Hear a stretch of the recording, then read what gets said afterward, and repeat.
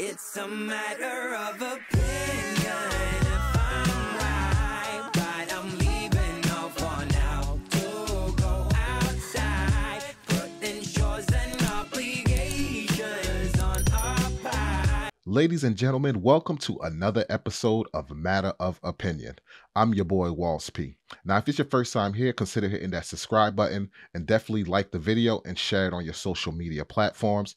And if you want to follow us on our other platforms like our Facebook group, our Discord, and our locals, the link is in the description.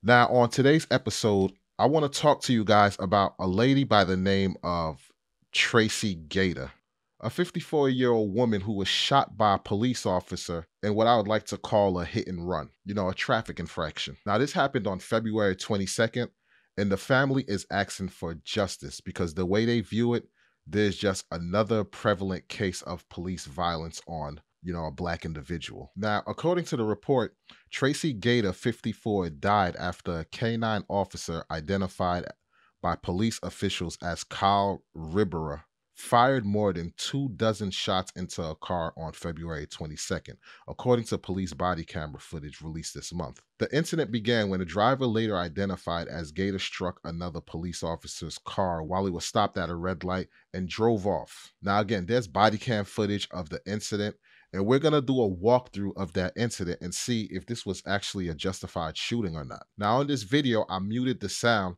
This way it doesn't cloud my judgment on what happened, and we could walk through this together and break down exactly what happened in this video. So here we have the car pulling up. Let me back that up a little bit. So there's the car pulling up. Boom, right there. Now, from the looks of it, it looked like it also hit this car right here that is standing, parallel to the police car. So as you see now, she backs up and then take off. So now the police goes after her.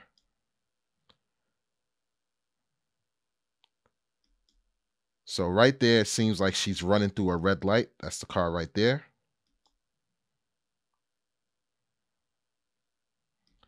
So now, I'm assuming this is the part where they get to the dead end. So the cop is getting out of the vehicle, gun in hand, and the captions say hands up. So it seems like she backed up into him.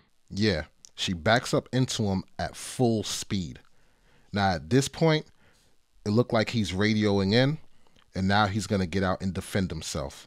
Now, because YouTube don't like any violence, I can't show it, so I still frame him shooting at the vehicle. But he gets out, retaliates. The vehicle goes to move again, and he shoots at the vehicle again to neutralize the threat.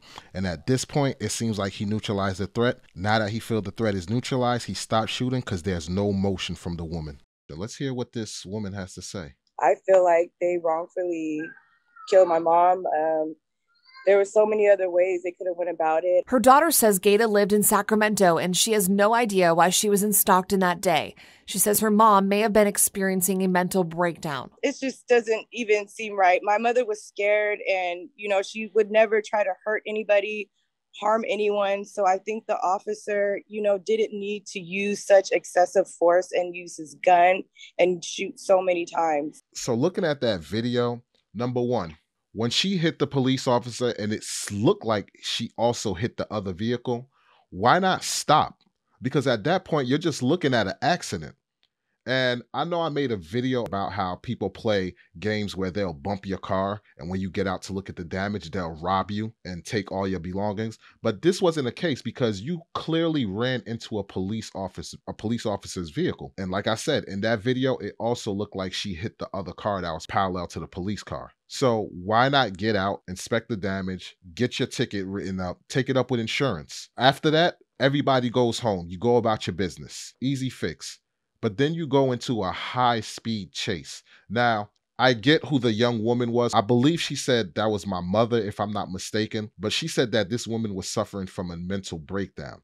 Now, in a case like this, when that officer pulled up to her at that dead-end street, he doesn't know that she's suffering through a mental breakdown. He has no idea. He's just stepping onto the scene. And since she flee, he's assuming that this is a danger, like this is a threat, because why would you flee from just a minor fender bender? So he comes out, yes, with his weapon out and ready to bark out commands. This way he could handcuff her, find out what's going on, or handcuff him, because I don't know if he knew it was a woman or a guy. But the minute he goes to step out his vehicle, she backs up full throttle and rams this police car. Now, I'm not a cop, but I tell you this, if I'm a cop and somebody is basically attacking me with their vehicle and I have a gun, my gun is the weapon that I'm going to use to neutralize that threat. Because at this point, I view it as you're trying to take my life, so I have to defend myself. She's still continuing to drive and bust a U-turn. And like I said, at that point, you have no idea what this person is up to. So again, the man fired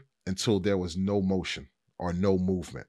So, in my opinion, is this a justified shooting?